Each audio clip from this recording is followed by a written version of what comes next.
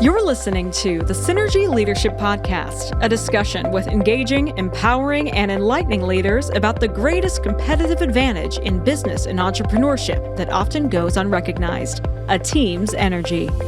Here's your host, the woman who puts the energy in synergy, Karen R. Jenkins. Hello, and welcome to this episode of the Synergy Leadership Podcast. I am so excited to introduce you to a new colleague and friend that I happened to meet when I had the opportunity to do a TEDx talk in Myrtle Beach this year. And I was blessed with the message from Dr. Pamela Buchanan. So I had to bring her on so that she could share a very important topic with you. So I don't want to belabor this. There's so much content that we're going to unpack today. So I want to introduce you to, or have Pamela introduce herself to you. So as the director of a medical center, I want you to share with our audience a little bit about your background and what brought you to your point in your career. Thanks, Karen. Thanks for that nice introduction. I appreciate all the kind words. I enjoyed meeting you as well during that experience with TEDx. It was a great experience. But my name is Dr. Pamela Buchanan. I'm a board certified licensed physician in Missouri. I primarily do emergency medicine, trained in family medicine, and I've had a private practice before. I've got a mental health practice, and now I'm in the process of transitioning mental health practice into a foundation so that we can serve people who I have a lot of empathy towards, those people who fall through the cracks, those people who can't afford mental health services. Because even if you have insurance, it's difficult. And that's become my passion. It became my passion when I went through that issue myself. Pride myself in being able to take on a lot of things, to be on the go like many of us. And it was just surprising to me that that was the thing that got me down doing it. And I should have expected it because the pandemic was difficult for many of us in many different kinds of ways. I loved your story. And of course, I want people to listen to the TEDx after viewing our podcast. But please share with us how your experiences in the emergency room fueled your passion for mental health. So during the pandemic, everything was closed down, but the place that was not closed down was the hospital, in particular the front lines. And that's where I work, in the emergency room. That's why I am right now. I'm on break, but the hospital was humming and the world needed us. And so I worked more than what should be for a human. I never got sick during the pandemic. Many of my colleagues would fall and get sick. I'd come in and fill in. I did not take time to do self-care. That was my mistake now that I look back in hindsight. Sometimes I would work, 100 hours in 1 week. And, that's a lot. But the people in the ER would be filled from the time you walk in the door, there'd be people on the floor, people in gurneys, people in rooms. The sounds would beep and beep and beep and running from one room to the next, trying to make a dent in what we had going on. And so I reached a breaking point, but it wasn't until the pandemic was darn near over that I started to feel really sluggish. And I just thought I was tired. I thought I was tired because I'd worked so much and I tried to do everything but think it was a mental health problem. And I didn't know why. I didn't feel like eating and nothing tastes right. I couldn't sleep well. I was on edge and snappy with my family members. And if you would come to me with those symptoms, I'd say, oh, you got depression or anxiety is what I tell you. And here's what you need to do. But while it was happening to me, I was just any excuse. All the excuses my patients give me are the excuses that I made. And then finally figured out something was wrong when a colleague of mine, it was another ER doctor I'd known for a long time. He committed suicide. It was out of the blue. Nobody would have expected it because he was handsome, tall, smart, doing well financially, as far as I knew, and beautiful wife and kids, active in his church. He would post positive messages on Facebook. We're going to get through this pandemic together. And then all of a sudden that occurred. And that's when I knew I got to get checked out. And I did. While trying to get checked out, trying to find somebody to help, it was horrific. And this was what made me passionate about it because I called at least 10 therapists. And then nobody took my insurance. Nobody had any availability. And it was just extremely stressful while I'm in crisis. Because at this point, I really didn't want to be on this earth anymore. And so I just thought, why is this so complicated? and somebody's got to do something about it. And so that's when I began to get involved in it and wanting to run a mental health practice and do it better.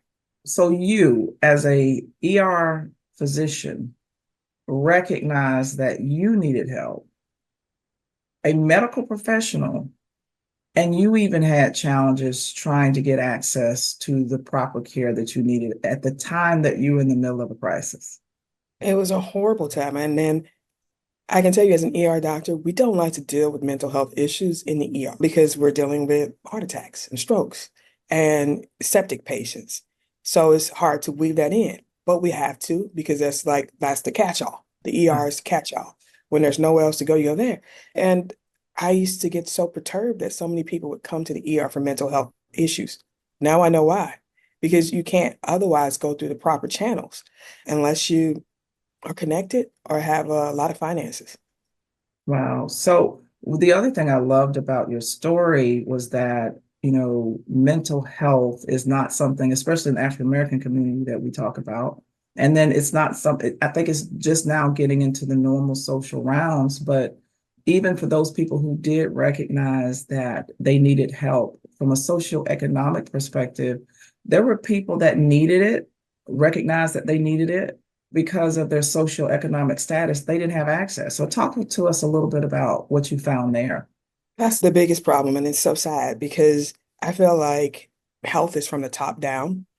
A healthy mind leads to a healthy body. And so you always hear about the disparities of mental health and physical health in the African American community, not just African Americans, but minorities, people of color in general, and people of low socioeconomic status. And the reason being is that health insurance companies do not pay well for mental health. I did not know that until I started running the business myself, which is fueling me to change it into a non-for-profit. That way we can take on grant assistance and be of service to the people who fall through the cracks. Because it's disheartening to tell a patient, well, I don't take your insurance because, quite frankly, a lot of times it's because they don't pay well. There have been some contracts with certain insurance payers that want to pay you something like $40 for an hour of your time, when the going rate is at least $250. And they stand on that hill and they'll die in that hill. And they do not care if their patients get mental health services or not. Seems criminal to me. It's kind of become a crusade of mine now. So let's talk about the crusade part, because I think what my audience may not have caught on to is that you are currently an ER doctor that recognized that you needed mental health assistance, eventually found that assistance through a lot of trial and error and challenges, and recognized that there were people in worse off positions than you. And your response to that was share with them what you did that Okay. you took on personally to address this disparity as it pertains to people needing this mental health So support. I decided to start in my community. I live in the St. Louis, Missouri area, and it has a vast urban area, and that's, what I grew up in. And I just thought, let's start with my community. Within my community, there are places to get mental health services, but a lot of times there are community health centers that waits are a year or more, a year. At best, maybe you'll get in 2 months. Mm. And I'm thinking, if you're in crisis, that's too long. I need a point of contact sooner than that. And so that's when I bought a mental health practice. And I said, we're going to make an effort to do it differently, to try and meet the needs of people, especially my heart is for the middle class and that lower socioeconomic status, because the middle class is often forgot about too. You may have insurance, you may have a good job, but are you really going to go get therapy if your copay is, say, $50? You can't get therapy once a week for $50 a week. That's $200 a month. That's Right. a lot of money. And so it comes to that thing, like they're always talking about in politicians' ads, what do you let go? And so a lot of people just let that go to the side, let their mental health go to the wayside because they can't afford to take care of it. And I think in the end, we all pay for it. In the end, we end up having people who are mentally unstable, who can't sustain jobs, and end up doing things that are unthinkable, such as criminal behavior or homelessness and things about drugs. All the social ills can all be led back to that. Oftentimes, we have mass shootings and we say, well, it's a mental health issue. That is a good soundbite. But what I know from the other side is that no one's doing the work to actually, not no one, the government is not aiding us in trying to do the work to really effectively treat people who have these mental health issues. And I so appreciate you and all that you did. You know, a lot of times people go through their own personal life crisis and then they get over it and that's the end, right? But you took a step to recognize that you weren't the only one and that other people needed your help. And I call that leadership, right? I call that my mentor, the servant leadership, because you're giving back to the communities that you serve. One of the things I talk about in my TEDx is the energy, and my platform is called Synergy because I believe that when we take our personal energy, we recognize what that is, and then I leverage your energy with mine, and there's nothing that we can't accomplish together. So, share a little bit with our audience from the Synergy leadership perspective. What have you seen in your either in the ER or probably more importantly in your mental health practice as far as how your leadership style and purpose has impacted the people that you serve and your teams? That's a good question. And I love that because you're right. I have to give off that same kind of energy that I want back from them. And what I want them to feel is the passion and enthusiasm I have for that particular topic. And so when I'm hiring, I don't want anyone who doesn't have this same kind of, like you say, energy. And you can detect that during the interview. I want them to have the heart to serve the people, not view it as just a job, but as a mission. Because I feel like if we focus on the mission, of course, the money will follow. As long as we touch lives, change hearts, change minds. While they do that, the medical part, I'm doing the back end where I have been writing insurance commissioners. I had some luck in that and getting them to tip the scales and have insurance companies pay what they owe. I think it takes a lot of people of singular mission. It's a concerted effort. Yes. That's what I'm finding out. If we want to get anywhere further in this mental health issue, and I think we're in crisis really as it relates to mental health. Yes, we are. And thank you for all you're doing, even taking the steps of going to the commissioners to get them to work with insurance companies to do what they need to do. And I'm not sure who out there in our world has anything to do with that, but if there's something that you can add of value to help, it's important. So let's take it down a notch to the individual level, right? From a person that was in the ER working every day, going through this war zone, we're going to call it a war zone during COVID. Of course, you come out and everybody has some form of post-traumatic stress syndrome. You said you didn't even recognize that you had a problem. So talk to the audience about not necessarily, it could be you or it could be the clients that you work with, but what are some signs that if you're actually in the present moment, because the issue with most people is that we don't recognize what's going on with us is because we're not in the present moment. That's a whole nother conversation. But when you're in that present moment, what signs should somebody be looking for within themselves or their family member or colleague that might indicate, hey, you might need to slow down a little bit and get some help? Right. And that's a good question because people don't know what it means to be depressed. They think it's a singular thing, what you see on television, just a total collapse. But it can look a lot of different ways. And many people who overwork, who like fill their time with work, will take on as many shifts, get an extra job, even though they don't need to. That's avoidance. That's one symptom of depression. Overeating, undereating. Those are symptoms of depression. Oversleeping, not sleeping enough. So erratic sleep patterns, withdrawal. It's called anhedonia. You don't want to do anything. You don't want to go anywhere. You don't like the things you used to like. Your favorite food is no longer any good. That's another sign. And so those are probably the most common. Some other ones are something called psychomotor agitation, meaning that you're just moving slower and you're thinking slower. And people are like, what's going on with you? What's wrong with you? And you're just not yourself in that respect. Concentration. You lack concentration. Sometimes, even in elderly patients, we think it's Alzheimer's, and it's actually depression. Wow. Once we get down to the root of it. Sometimes we think kids or adults, like I have patients who come in, they swear they have ADHD. We go through and we have our conversation, and it's depression. Their lack of concentration is due to depression or anxiety. And so those are probably the most prominent and common signs and symptoms to watch out for. And the anxiety, I know a lot of people are feeling that. And I hate to say it. No, I don't hate to say it. I think some people's, not everybody's, anxiety is brought on by what we feed ourselves mentally. This is true. And by what we allow. And Right. that's one of the topics of a book that I'm writing. I'm calling it the oxygen mask principle. Because what we have to realize is that we need to first and foremost take care of ourselves before we're any good to anyone else. And so what I was doing, I used myself as an example during this pandemic. I'm just going, taking care of society because, society needs you to save these lives, not realizing that I have to stop and do the basics. Like I need to sleep. I Mm, need to eat. yes. I need breaks in between. I need to take a break and wash out what just happened on the previous day. And I Right. need to take moments that are just for me. And our society doesn't reward such behavior, but I'm telling you, we have to do these types of things if we're going to be sustainable. Very true. And even so I had a life crisis back in 2015 when my father got sick. And, he was in the ICU and he was in the hospital for a long period of time. And that was very stressful because I'm daddy's girl. Let's just put that out there.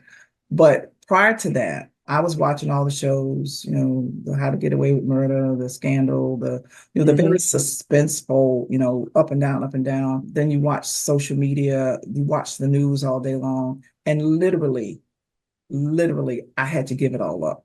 I did not have the anxiety levels that those shows or things that we watch for entertainment. I had no longer had the capacity to entertain those. But as a result of giving up the news and not being triggered, right, by what was happening in the news with all the, kill them, shoot them, whatever was going on, giving up the social media that also had the same thing, giving up the shows that were giving me all of this, up and down suspensefulness, actually brought me a sense of peace. And it taught me that not only in how I deal with and relate to certain things, I dealt with and related to certain things a lot better because I was not allowing certain things in my space. So there's this So mental true. feed, this mental stuff that you're allowing yourself to consume, as well as the food that you're allowing yourself to consume.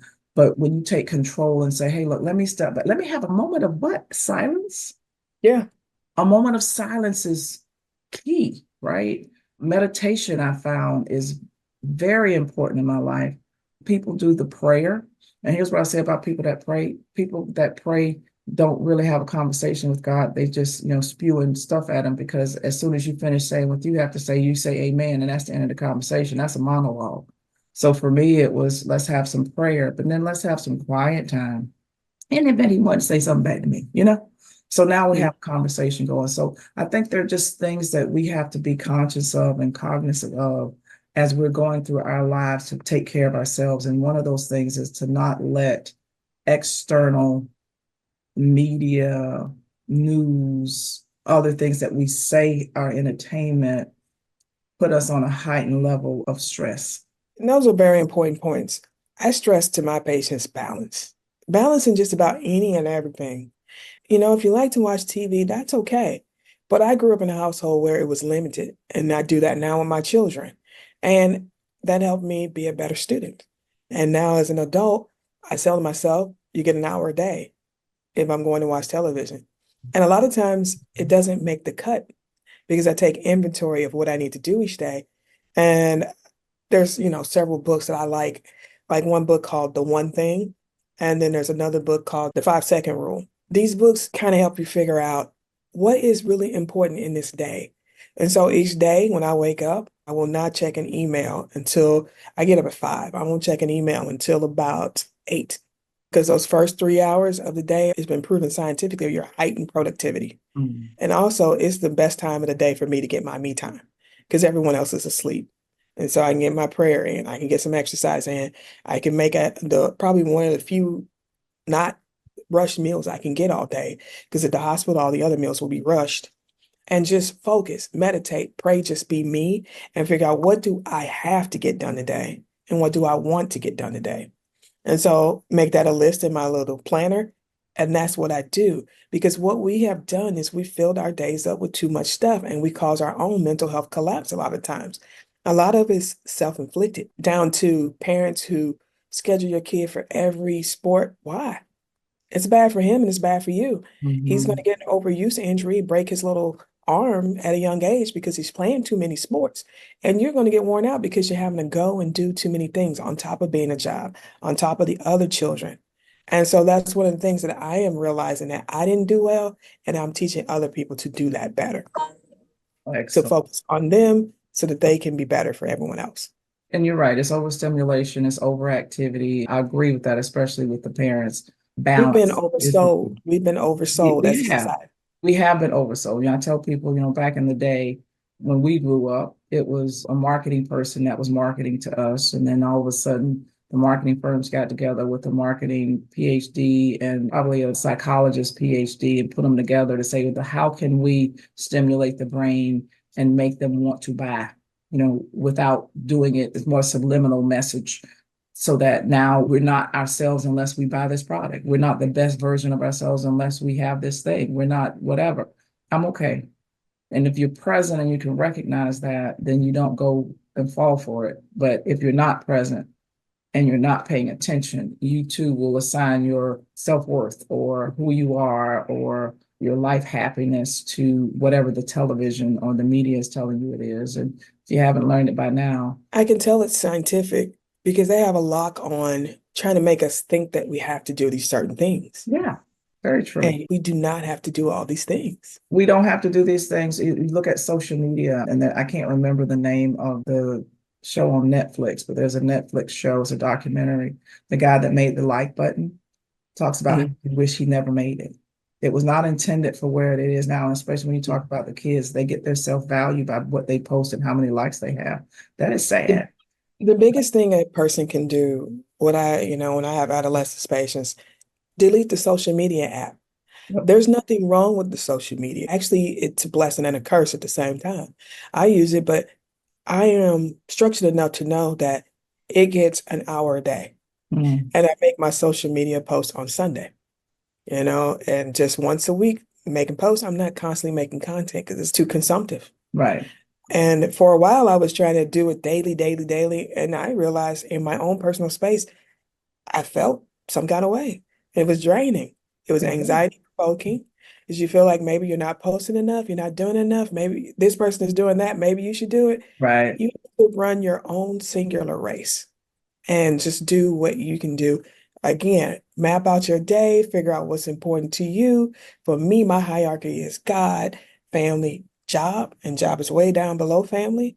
And once I figured that order out, then I was happier. And, Yeah. I went from having to be in therapy all the time to every now and again a check-in. And, I was on multiple medications. Now it's just one. I love the fact that you recognize your challenges, got help, and now it's about you, and you get to dictate what's important to you. And I think that's where we lose sight, that we're allowing external factors to define who we are. And they don't even know us, so how can they define us, right? And I shared with a youth group just last week that nobody can beat you at being you. So why are you trying to be somebody else? If God wanted you to be somebody else, he would have made you somebody else. That's how powerful he is. So we have to define ourselves for ourselves. Nobody will know if we're doing it right or wrong. Only we will. It's not even a right or wrong. Life is a master class. It's like an experiment. So just taking ownership for ourselves, being who we are meant to be based on our definition, not on the definition of media and TV and who society says that we should be, is important. And then recognizing when to get help, getting resources for help. So I know you're busy and working, and I appreciate you taking time out of your day, or at least taking your break to spend with us.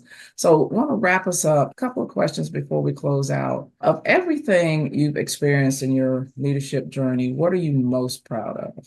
I'm very proud of doing the TED Talk, being able to get that message out to a national audience. I never really sought out that. Someone who I think is a great friend said to me, I think you'd be good at doing this. Here's the application, apply today. And that's how it happened for me. I know that now that people try to get a TEDx speak for years, but I think it was for me to do it. I think that the message is important. And for me, I think this is something that God would like for me to push forward. And when you're doing something like that, it's always going to present as challenges because nothing worth having and nothing worth doing is ever simple or ever easy. And so I encounter that, but I'm proud to push through to that. I'm also proud to be an African American physician. I didn't think much of it. And a lot of the reason I am the way I am, I don't excite easily. My mother figured out when I was younger that I learn differently. My emotions are different than what is common. And so the term we have now is called that Asperger syndrome. I'm not big on labels, but that is the label if it were to be labeled. But I just say that's just how I am. That's the uniqueness of me. And I think it's a mistake when people want to be someone else or wish they had someone else's life, because I think everyone is exactly where they're supposed to be. And we all have the opportunity to make change should we so desire. Sometimes we need that hand up, and sometimes we need to recognize when we have that hand up, and we need to just go for what is ours. Yes, thank you for that awesome advice. Very true. So my last question, or next to last, is if you could give one piece of leadership advice to our listeners, what would it be? It's empathy. I mean, taking a mile in your cohort shoes, whoever you're managing, and really thinking like if you were them, what would you need?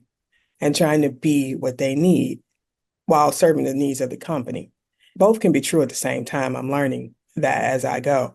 And so that would probably be the biggest piece. Excellent.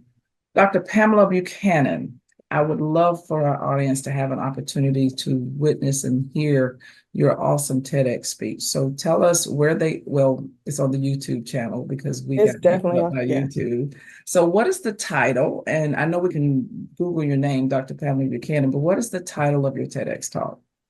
Yes, the TEDx talk is called Emotional Flatline, the Doctor's Not Okay Moment.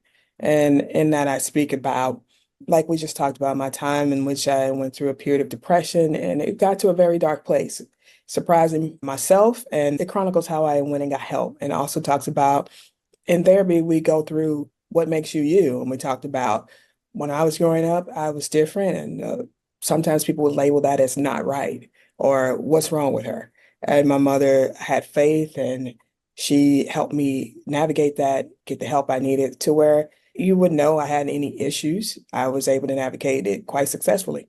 I also have a heart for people who fall through those cracks. Like when they have any type of neurodivergence or any learning challenge, they oftentimes don't know where to go. And so I like to help people with that. And that's what the TED Talk was about, emotional flatlines on the YouTube channel, emotional flatline when the doctor's not okay.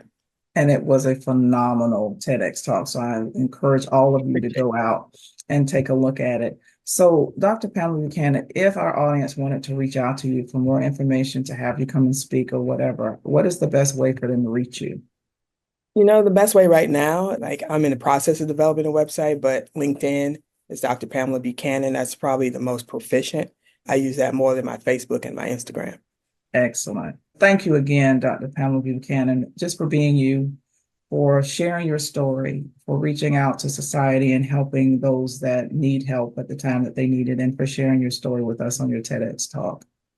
So to our audience, thank you guys for another opportunity to come into your lives and share. We look forward to seeing you on our next episode. Thank you. Thanks for listening to the Synergy Leadership Podcast with Karen R. Jenkins. If you like what you heard today, please subscribe, rate, review, and share our show. See you next time.